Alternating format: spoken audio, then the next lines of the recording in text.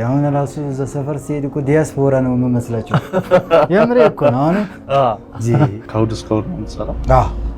በቃ ዓርብ ብቻ በቃ 6 ሰዓት መስጊድ ሂጄ 7 ተኩል በቃ እዚህ ሮጥኩ ነው የምመጣው። ከዛ ውጭ እረፍት የለም። እዚህ ምን ትሰራ ነበር? እሷ ለውዝ ምናምን ነበር የምትሰራው። እዚህ አዲስ አበባ አንተን ስታመጣ ለውዝ ነበር የምትሰራው?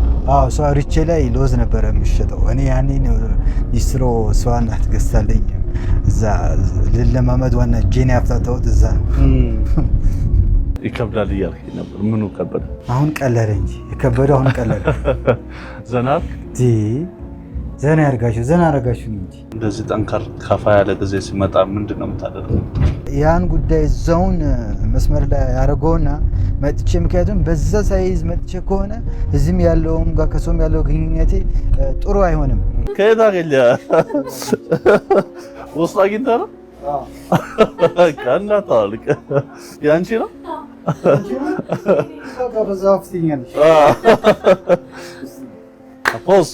እንጂ በጣም በዓሉ ድርብ እጥፍ ነው እንጂ የቱ ተለብሶ የቱ እንደምለብስ ራሱ ግራ ሊገባኝ ነው እንጂ